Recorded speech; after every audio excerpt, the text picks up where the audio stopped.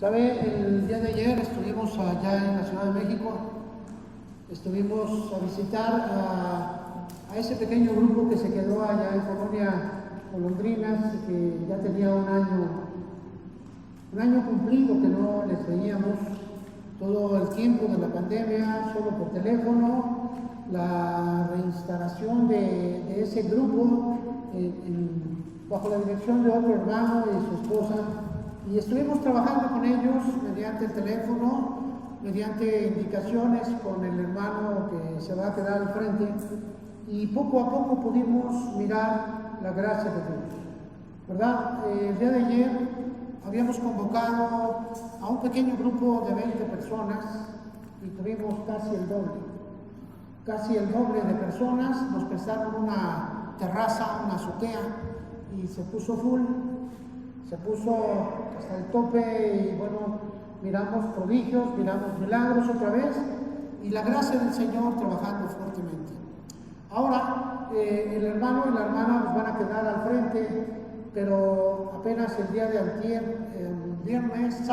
jueves, al regresar a casa lo asaltaron en el micro donde venía, y dice que él nunca se negó a darles la cartera. Le dieron un cachazo en la cabeza, parte se la reventaron, parte de la cabeza, parte del oído, y pues se sintió mal. No fue solamente eso, le dije, ¿qué hay de lo que te dejaron adentro? El golpe.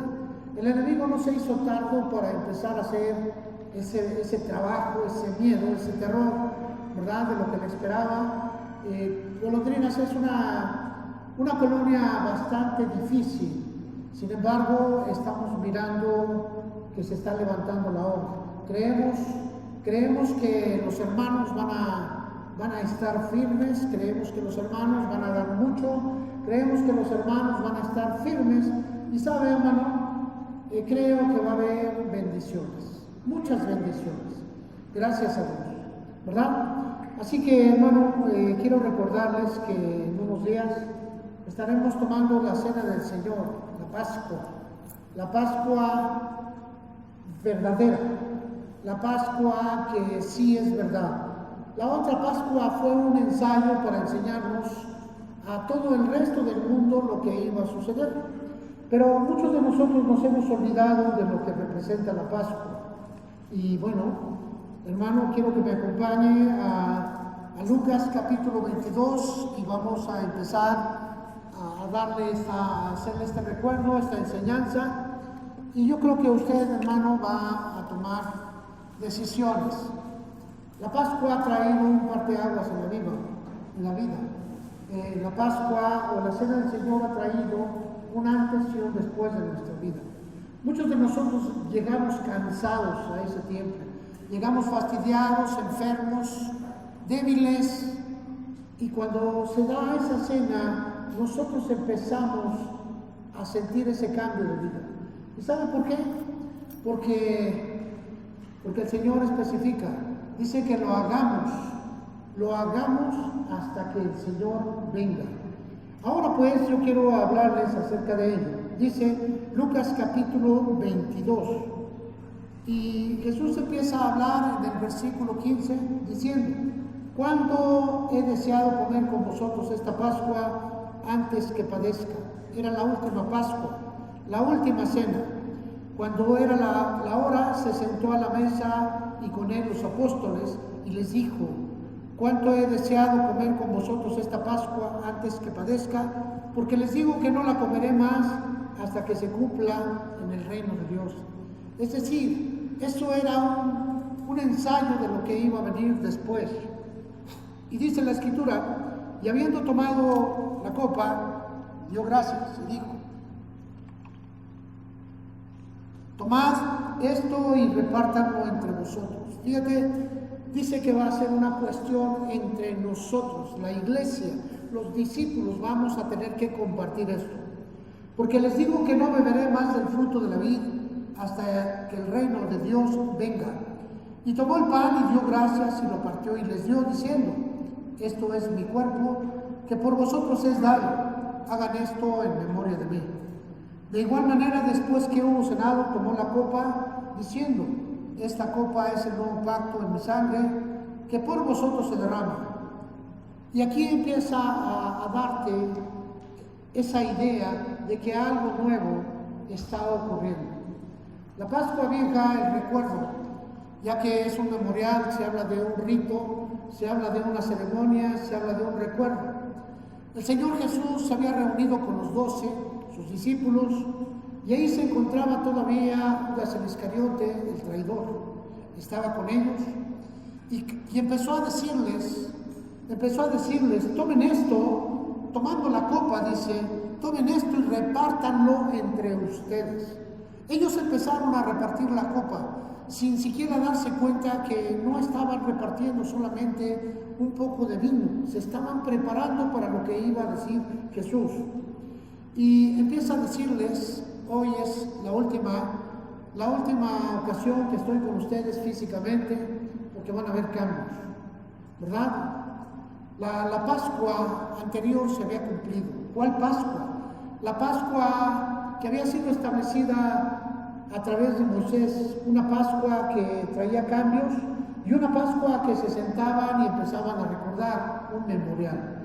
Yo quiero recordarles lo que trae atrás la Pascua. A veces nos desubicamos y creemos que la Pascua es solamente una fiesta judía más de tantas que existen. No, la Pascua es el principio de las fiestas, es el principio de la vida en Dios, es el principio de la vida bajo la dirección de Dios. Así que muchos de nosotros llegamos al fin de año, después de haber tomado la cena del Señor hace un año, y vamos caminando y arrastrando la cobija y nos dimos cuenta que cometimos un sinnúmero de torpezas, equivocaciones, hierros. Tuvimos pensamientos deshonestos, hubo pecado en algunos y decimos que al fin el Señor ya me perdonó. Mira, déjame decirte una cosa: el perdón de pecados ocurre cuando se empiezan a diluir entre tu pensamiento. ¿Cómo te lo ejemplifico? Imagínate que viene un hombre que es adúltero a la iglesia. El hombre trae en su corazón el adulterio y voltea a ver a la chica y aleluyita, ¿verdad? Lo trae en el corazón, no hay cambio. Y viene a la iglesia, está en la iglesia, pero no hay cambio porque lo trae en el corazón. Si no ocurre un cambio en sus pensamientos, entonces el pecado permanece en el tipo, aunque el tipo venga 20,000 veces a la iglesia. Si no cambia su pensamiento en relación al daño que está haciendo a su relación con Dios, al daño que está haciendo en su relación con su esposa y al daño que se está haciendo a sí mismo porque va rumbo al infierno. Si no cambian sus pensamientos, el pecado permanece y el pecado así está puesto en el corazón de muchos. Ahora, quizá tú en el transcurso de un año, del año pasado a este, no pudimos, por autoridades que nos cancelaron, y dimos un margen. Sin embargo, nuestro corazón está siempre en cumplir la obra de Dios. De ese año pasado a este año, ¿tuviste faltas? ¿Tuviste errores? ¿Pediste perdón? Estoy seguro que sí. Sin embargo, el Señor estipuló que tú te dieras cuenta de que cada año que el Señor Jesús vino a morir para que tú pudieras ser liberado de todos tus pecados, porque el pecado mata, el pecado separa, el pecado hace una división entre los hombres y entre Dios. Así que la cena del Señor tiene como consecuencia que tú vuelvas a poner orden en tu vida, que tengas un nuevo principio, que tú tengas un nuevo génesis, que tú tengas un nuevo orden. Así que puedes decir, a partir de que tomes la cena del Señor, las cosas viejas pasaron y ahora todas son hechas nuevas. Fíjense cómo empieza a decir aquí varias cosas. Primero, y dice en el versículo 19, y tomó el pan y dio gracias y lo partió y les dio diciendo: esto es mi cuerpo que por vosotros es dado, háganlo en memoria de mí. El memorial implica que tenía que ser reconocido cada año. cada año, ¿verdad? Poco a poco. Y si ese momento fue estipulado en medio de la Pascua, nosotros tenemos una ordenanza también que cumplir. La Pascua conlleva una liberación de los pecados, de tus faltas. Se tiene un principio, se tiene un nuevo objetivo en la vida. Las cosas viejas pasaron, pero tú ya fuiste liberado del poder del pecado y de la muerte. El perdón o liberación ha sido otorgado. Es decir, que en tu mente ya no está el pecado. ¿Sí me explico? Ahora, tomó el pan, le dio gracias a Dios. Señor, te doy gracias porque puedo partir mi cuerpo y dárselo a toda la iglesia. Yo me imagino que Jesús estaba diciendo eso. Él nació en Belén, la ciudad del pan, o la aldea del pan, o el sitio del pan, porque Él era el pan que descendió del cielo. Estaba siendo partido para alimentar, porque Él era el maná nuevo que venía. Y cuando Él muere, lleva los pecados. Así que cuando el diablo viene por Toño, le dice el diablo, ¡eh! El diablo viene y quiere levantar las manos sobre Toño y le dice Jesús, cálmate, yo pagué por él. Él está perdonado, él está liberado del poder del pecado y de la muerte. Y el enemigo ya no puede pedir su alma. Viene pues por Alfredo y le dice Jesús, resucité para poder pagar por Alfredo. Y resucitó por cada uno de nosotros para que todos estemos pagados y liberados. Se dio a sí mismo en rescate por cada uno de nosotros. Resucitaba y una vez, y dos, y tres, no sucede así. La cosa que hay en el infierno, porque Él descendió y Él hizo el pago. A ver, pago por este. Y el diablo no podía acusarlo porque no había ni un solo pecado en Jesús. Y ahí en ese sitio empezó a separar a la iglesia. Sin embargo, cuando reconocemos, cuando estamos en este tiempo, cuando venimos a la Pascua, un ritual, dice la Escritura, que hay que recordarlo con amor, hay que celebrarlo, hay que mirarlo. Y bueno, en unos días más nosotros estaremos poniendo fin por ordenanzas de Dios a la vida de hace un año.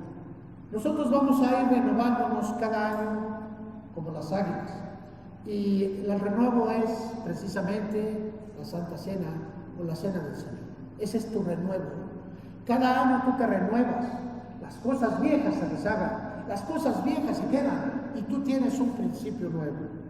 La Pascua entonces tiene un sinnúmero de cosas, como es la copa, como es el vino, tres elementos: el pan, que representa el cuerpo de Cristo; el vino, que representa el Espíritu Santo o la vida santa del cristiano; y la copa, el nuevo pacto, ¿verdad? Hubo dos pactos: el pacto de la carne, 614 mandamientos, entre los cuales se encuentran 10, y el nuevo pacto donde dice el Señor: pondré mi ley en tu mente y la escribiré en tu corazón, y entonces tú me serás a mí por pueblo y yo seré a ti por Dios. Dice el Señor que Él la va a escribir. Quiere decir que tú vienes aquí como un papel en donde el Señor va a estar escribiendo constantemente en tu corazón su propia palabra de amor. Va a estar escribiendo en ti, en este sitio. Cada vez que tú vienes, el Señor trae, te inspira, te lleva y toca tu corazón para que tú puedas sentir la gracia. Y aquí, a través de diferentes palabras, tienes una predicación muy especial para ti, la que Dios está hablando a tu vida. No es la misma predicación que está llevando a cabo el predicador o un servidor. Es una predicación especial en la cual Dios te está hablando a tu vida. Y de repente te das cuenta y dices: sí, Señor, voy a cambiar. Sí, Señor, voy a hacer. Sí, Señor, me voy a comprometer. Sí, Señor. Quiere decir que el Espíritu Santo está inspirándote, está hablando a tu vida para llevarte a un derrotero nuevo. Ahora quiero llevarte hacia esto. ¿Qué sucedió? ¿Cómo sucede? Y la razón por la cual tenemos que recordarla cada año. Y para esto, pues necesito llevarte a su origen. 9 plagas habían sido marcadas y venía una plaga aún más poderosa, ¿verdad? Las plagas, ven conmigo al libro del Éxodo. El libro del Éxodo, con la salida del pueblo de Egipto, Dios les muestra 10 plagas. 9 plagas totalmente afectuosas solamente para el pueblo egipcio, pero la 10ª plaga tocaba a los dos pueblos, el pueblo de Dios y al pueblo egipcio. Cuando estaba marcándoles estas plagas, las plagas de la miseria, las plagas que se dan, las plagas que se marcan, es el lugar de donde saliste tú para que no quieras volver. Había una plaga de moscas, chismes, revueltas, rumores, para que no sigas hablando. Había moscas.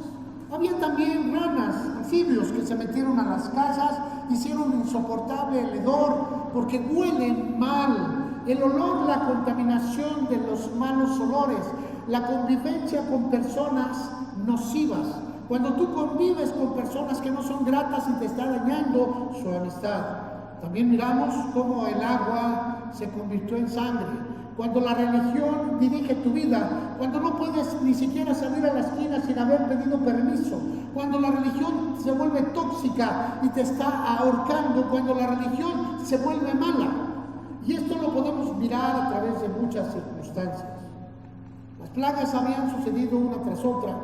Y en el capítulo 11, versículo 1 dice: y Jehová dijo a Moisés: una plaga traeré aún, una plaga.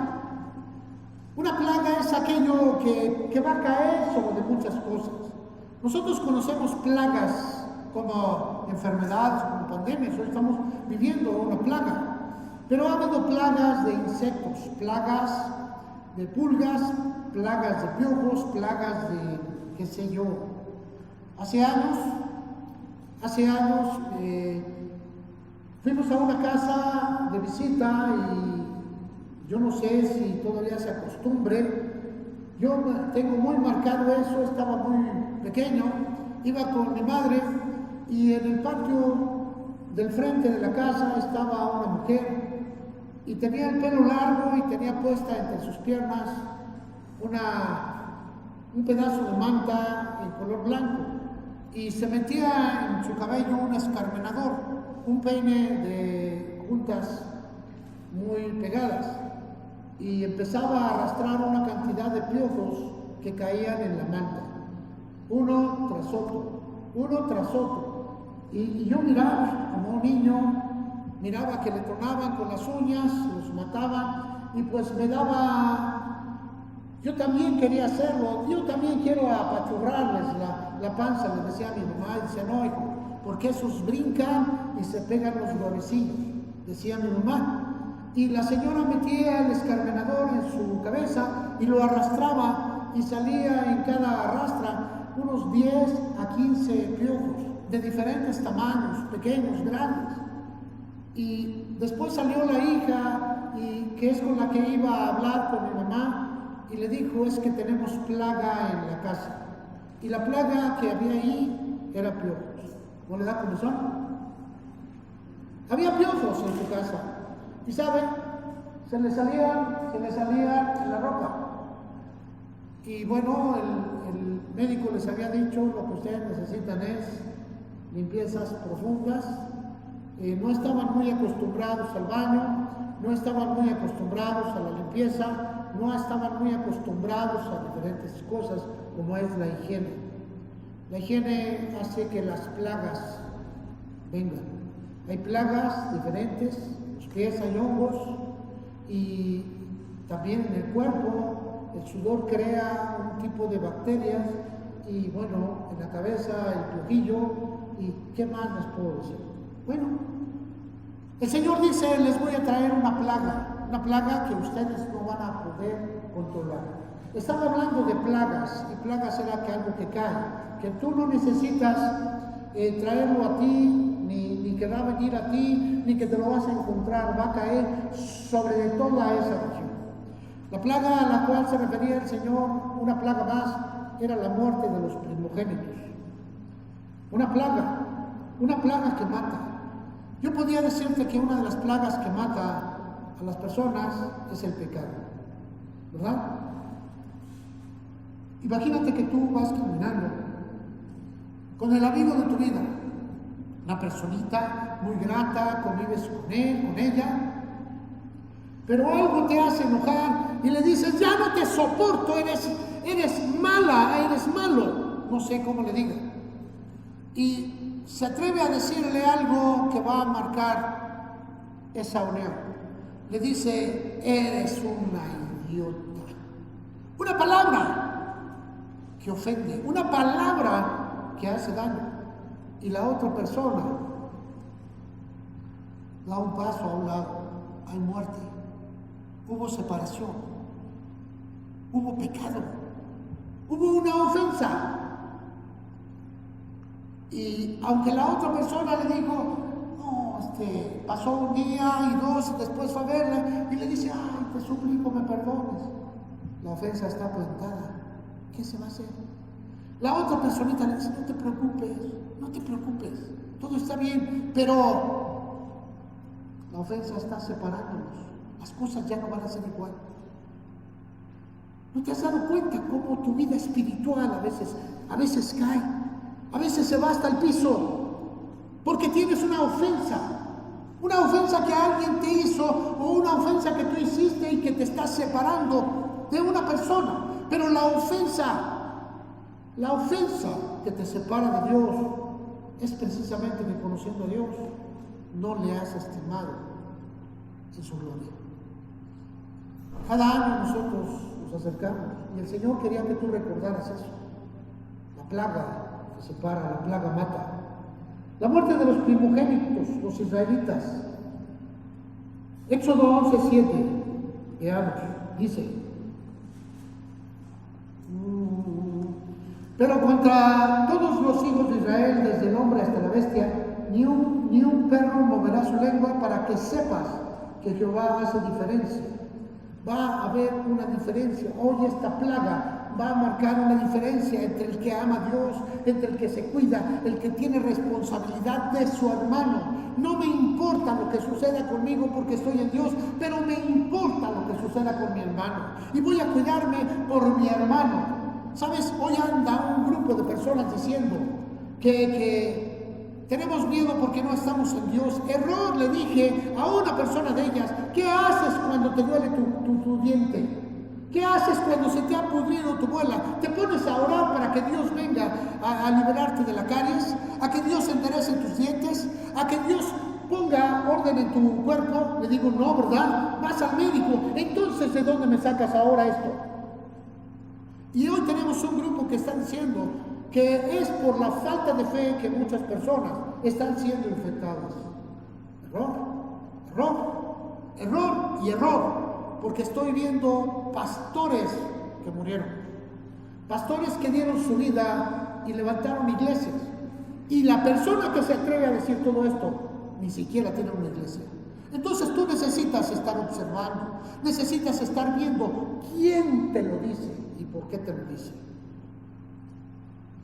Hay una diferencia, sí. Si tú enfermaras, Dios va a abrir un cauce. Y sin embargo va a haber personas que aún dentro de todo esto se van a ir. ¿Sabes por qué? Porque es su tiempo. Es su tiempo. Éxodo 12, dale la vuelta, versículo 13 dice lo siguiente.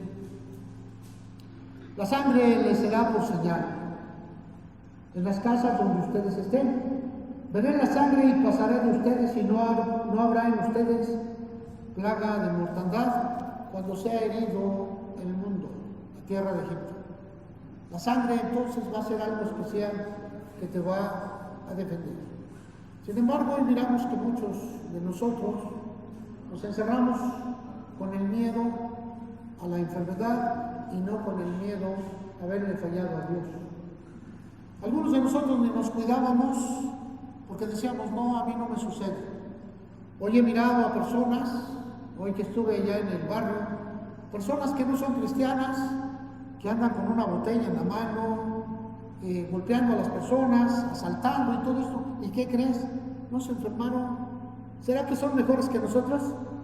En medio de toda esta pandemia, no se enfermaron. Esto es para que veas que hay una diferencia y no es precisamente el pecado. Dice, la sangre será por su vida. Cuando vengan las grandes plagas que van a llevar tu vida, la sangre va a hacer la diferencia. La sangre representa la presencia, la esencia de Cristo, la vida. Cuando la Pascua se llevaba a cabo, dice la Escritura que se llevaba el corderito. ¿Qué es el corderito? Una oveja joven, una oveja niño. Dice que se llevaba a sacrificar y se les entregaban a los padres de familia unas bandejas en donde iba la sangre. Ellos tomaban una brochita hecha con pelo de animales y llegaban y ponían en los dinteles de la puerta de su casa ese sello. Así nada más ponían una mancha y corrían y delimitaban los postes principales de su casa. Decía el poste número 1, el poste número 2, el poste número 3 y el poste número 4. Y tomaban la sangre y ponían en cada poste. Y a través de esa sangre, cuando pasaba el ángel del juicio, miraba la sangre y decía, esta casa está exenta, el juicio no puede entrar aquí. La sangre representa la vida de Jesús.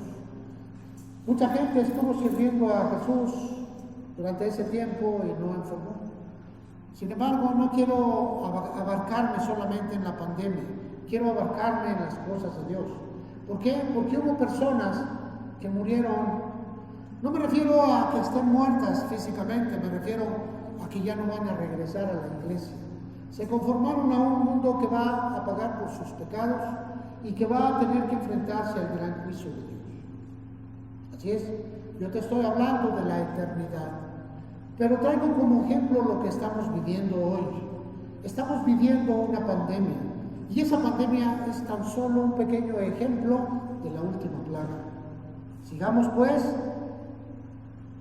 Dice la Escritura que va a ser Éxodo 11:4. Aleluya.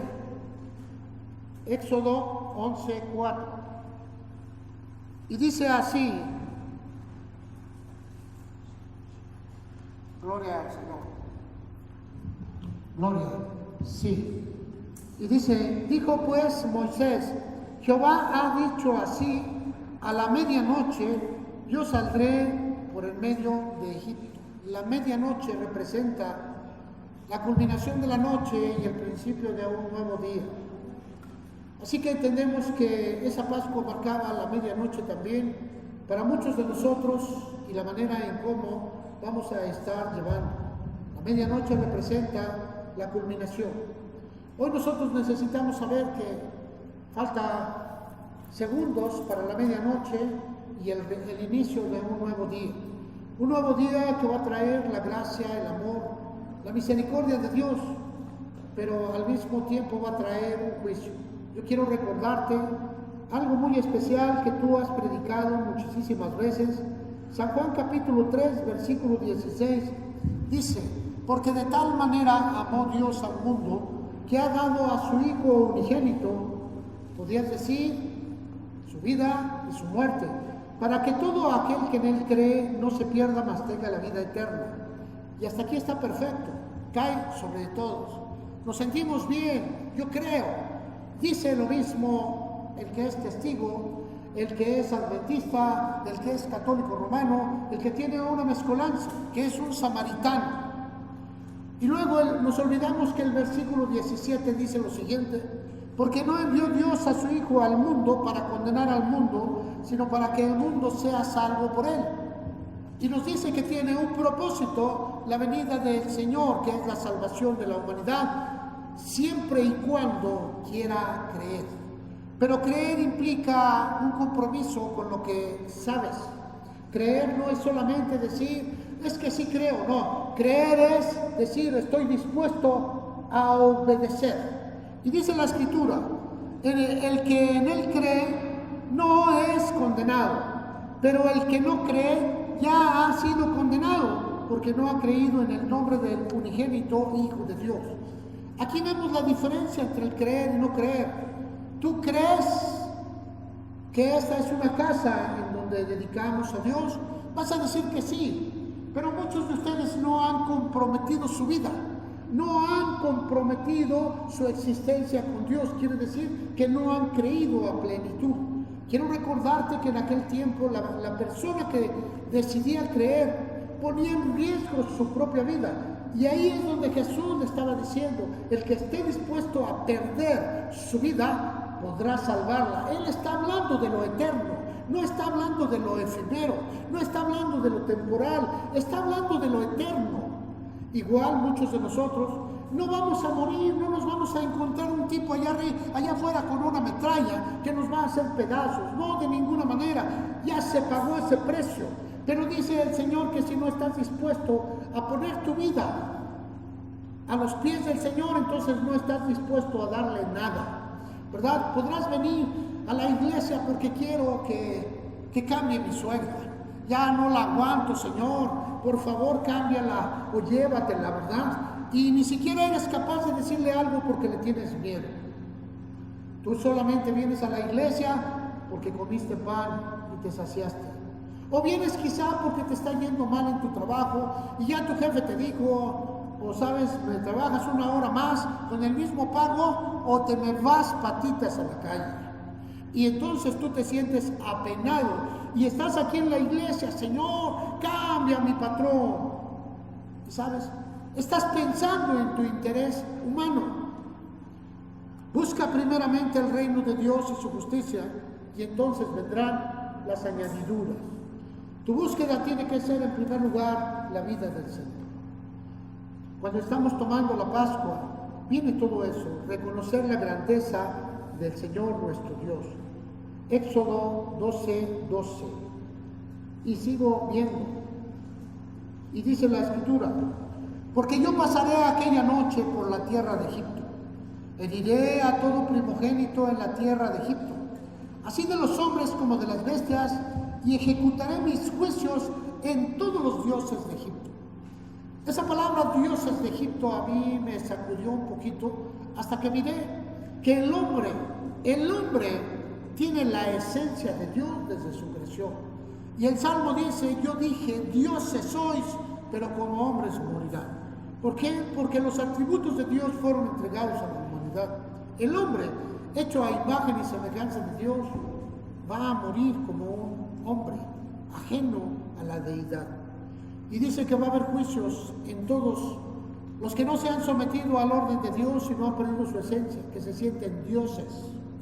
Aquellos que sienten que pueden crear, hacer, que no necesitan más nada de Dios. Si tú vas a predicarle a un hombre rico, te dice, pamplinas, esos son artimañas de los que no luchan, de los que no tienen lo que yo tengo. Si tú vas a predicarle a una persona que se siente satisfecha de la vida, te va a decir, yo no necesito de Dios, me basto. Esas son las personas que se convierten en dioses para sí mismos. Sin embargo, los juicios son para ellos, para que miren que no pueden cambiar las circunstancias, que miren que no pueden cambiar. Existen una serie de juicios para los que se creen dioses, una serie de juicios que van a estar marcándose en todo el tiempo, porque se han alejado. Es su soberbia, es su egolatría, es el amor a sí mismo que los va a llevar hacia un juicio ante la presencia de Dios, y por supuesto van a perder la eternidad. En las iglesias no hay de estos, sí hermano, sí los hay. Hay personas que crean ayudas hacia el exterior, personas que crean ministerios hacia el exterior, personas que deciden hacer cosas hacia el mundo, pero su vida ante Dios es volátil. Busca primeramente el reino de Dios, su justicia, ¿verdad? Hace años, bueno, no muchos años, hubo una mujer que tuvo que renunciar al mundo romano, católico romano, porque la obra que estaba haciendo la llevó más allá. Fue conocida como Teresa de Calcuta, la Madre Teresa de Calcuta. Una persona que entró en los leprosarios, consolaba, llevaba alimento, comida, y empezó a ser conocida mundialmente. Pero fue estorbada por su propia orden. Su propia orden le dijo, no, tienes que traer riqueza para acá. Y ella le dijo, es necesario obedecer a Dios antes que a los hombres. Así que esa mujer empezó a servir y arriesgaba su vida en los leprosarios y daba cuidados, porque además era una persona encargada de la enfermería. Murió y creó una orden que se dedica a atender a todas esas personas. El hombre por el hombre, la humanidad por la humanidad. Aquí en México tuvimos una mujer que se metió a los lugares difíciles, era una locutora, no sé si viva, la vimos muchas veces en las noticias, ponía una rosa en el frente, Lolita Ayala. Ella hizo muchas obras de ese tipo, pero ella dijo que no necesitaba ser cristiana para amar a la humanidad. Y volvemos a ver otra obra grande. Ella fue la encabezadora de los grupos Teletón en México, sitios para ayuda. Sin embargo, dijo que no necesitaba ser cristiana para poder hacerlo. Y así hemos mirado una gran cantidad, por eso les digo que eso nos pone en un nivel diferente. Amar a Dios por sobre todas las cosas y después lo que venga, después lo que sea. Cuando estamos mirando aquí dice que va a haber un juicio, que va a poner a la medida todo lo que tú eres, todo lo que tú has hecho y todo lo que tú tienes en el corazón bajo una perspectiva real. ¿Sí? No importa si fuiste jalado por las cosas, si de repente cuando tú iniciaste tu ministerio vino alguien a decirte yo te voy a dar y de repente tu ministerio se convirtió en tu patrón. Tu ministerio ya no te dio libertad, tu ministerio se convirtió en alguien que regía tu vida y tú ya no te diste cuenta cómo caíste en ese ministerio. Juicios. Hay personas que nacen entregando su vida a Dios y hay personas que nacen buscando la manera de satisfacerse a sí mismos, y esta plaga es para juicios. Hoy miramos personas que se acercaron a Dios con todo su corazón y hay personas que están huyendo. Éxodo capítulo 12 versículo 11 dice, 12:11, lo comerán así, ceñidos sus lomos, su calzado en sus pies y tu bordón, tu bastón en tu mano. Lo comerás apresuradamente, es la Pascua. Tomar la Pascua es una decisión, hermano. Recibir a Cristo es una decisión que va a cambiar toda tu manera de vida. Hechos de los Apóstoles capítulo 2 versículo 37 dice, Jesús había sido resucitado y habían pasado 40 días. Los discípulos se encontraban encerrados en el aposento alto. Habían estado orando durante ese tiempo, 120 personas clamando, buscando de Dios. Eran los discípulos, eran las personas que querían ser como el maestro, pero el pastor había sido herido y las ovejas habían sido dispersadas. Y estaban ahí orando, esperando, porque habían recibido la ordenanza de parte de Dios que esperase en Jerusalén hasta que fuera manifestado. Ahora, cuando Pedro empezó a dar el mensaje, la iglesia estaba naciendo. La iglesia de Dios, la iglesia que representa a tu vida. Ahí se encontraba la iglesia que estaba naciendo. Una iglesia, la iglesia que nace hoy. Y dice que tenían tristeza en su corazón porque habían sido acusados. Dice, tu pecado mató a Jesús. Tú lo entregaste con tus actos, con tus hechos. Y le dijeron a Pedro, ¿qué haremos? La pregunta que todo el mundo le hace, ¿qué haremos? Y les dijo Pedro, arrepiéntanse, cambien su mentalidad, empiecen a mirar una mentalidad eterna, mentalidad del reino de Dios en la eternidad. Dejemos de ver lo superfluo, dejemos de ver lo temporal. La gente mira lo temporal, la gente está mirando el tiempo. Aleluya. ¿Estamos bien? La gente ha dejado el tiempo, y es esa razón por la cual nosotros necesitamos dejar de ver lo temporal. Hoy necesitamos ver lo eterno. Estamos viviendo una vida temporal, pero vamos caminando hacia lo eterno. La mentalidad va a tener mucho que ver en todo ello. Si tú te preparas para vivir en el mundo, estás viviendo temporalmente. Si tú haces las cosas para que te vaya bien, te va a hacer temporalmente, vas a vivir bien. Pero si tú estás buscando la eternidad, aleluya, no importa lo que esté sucediendo alrededor. Arrepiéntanse, fue la palabra que utilizaba el apóstol Pedro. 1, 2, bautícese cada uno de ustedes en el nombre de Jesucristo para perdón de los pecados. Y aquí les estaba diciendo que si ustedes no tienen un compromiso de estar en la iglesia, no van a ser liberados del pecado que te separa de Dios y del pecado que te separa del hermano. ¿Cómo? Volvamos a visualizar un poco el pecado que te dije hace un momento. Un hombre que está en la iglesia comete adulterio.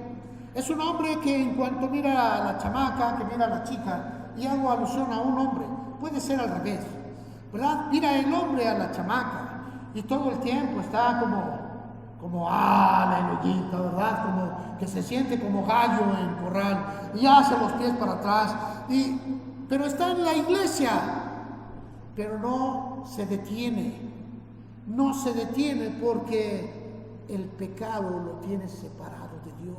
Y el pecado se inicia en la mentalidad. Y si no cambia tu mentalidad, tú seguirás pecando. Si no te das cuenta que el pecado te separa de Dios, que no vas a sentir la gracia de Dios, que no vas a sentir la presencia de Dios, te separa de Dios y te separa del hombre. No puedes mirar a los ojos a tu esposa. No puedes mirar a los ojos a tu esposo porque estás separado y lo miras superficialmente. Tu pareja dice: algo trae este malandrín, algo está sucediendo en su vida, y no puedes mirarla a los ojos porque el pecado te está envolviendo, te ha separado de Dios. Ya no puedes orar, ya no puedes buscarlo, ya no puedes venir a la iglesia, y entonces te estás separando ahora de tu matrimonio, la persona que más amas.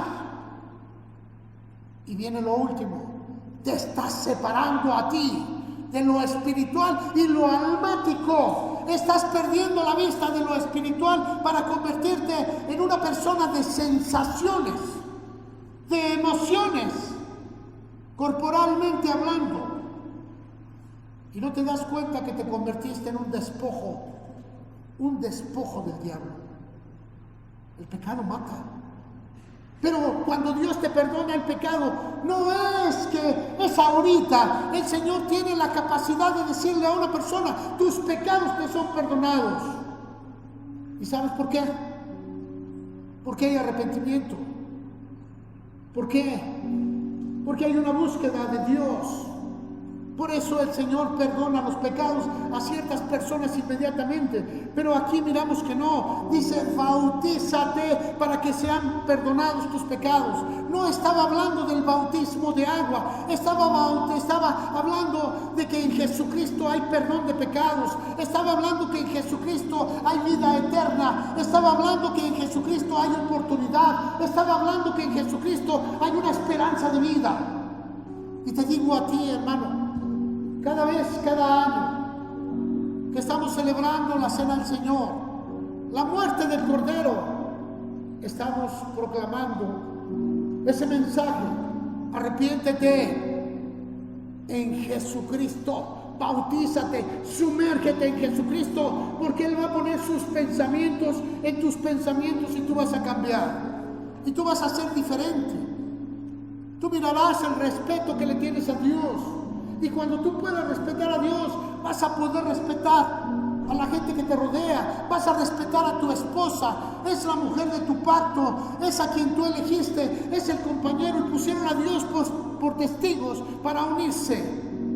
Y Dios unió a ese matrimonio.